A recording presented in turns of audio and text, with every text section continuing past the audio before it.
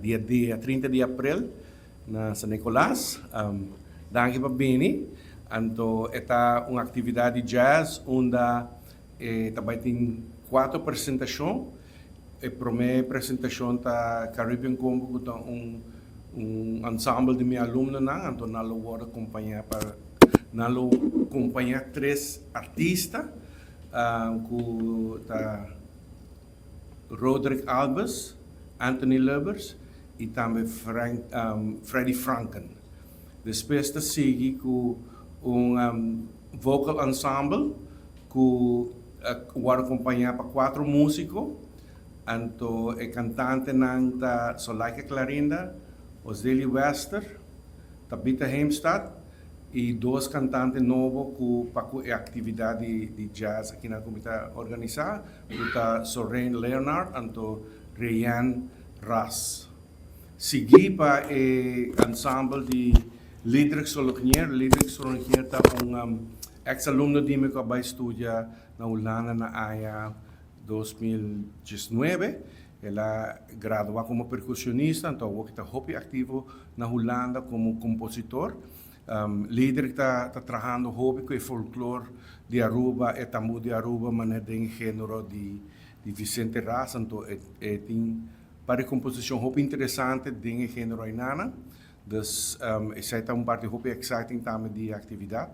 Então final do projeto está a mim apresentar com o meu grupo, e bem aqui tem bezetting com tudo diferente, onde Franklin Granadier com Angelo Koch toca lead, Angelo riba acordeão e também riba steel drums.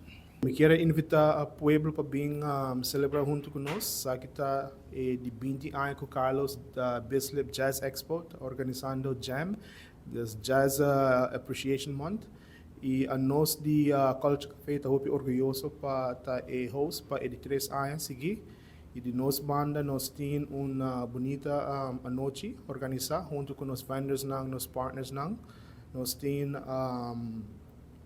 three-course dinner que está sold out kaba, junto com Jack Daniels. Caminho que nós também temos signature Jack Daniels inspired cocktails para a noite.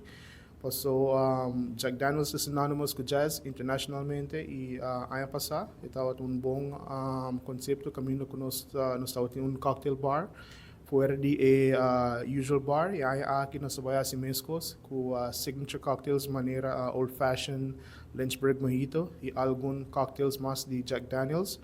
A parte disso nós também temos 5 vendors de comida dos pueblos por passa gosta de comida de vendors nós também temos Robert's Smoke Pit, Portner Graphics, Hot Dog House, Sunny, Rootsman Juices e Toco sa Nicolas que vai oferecer uma variedade de comida local e internacional.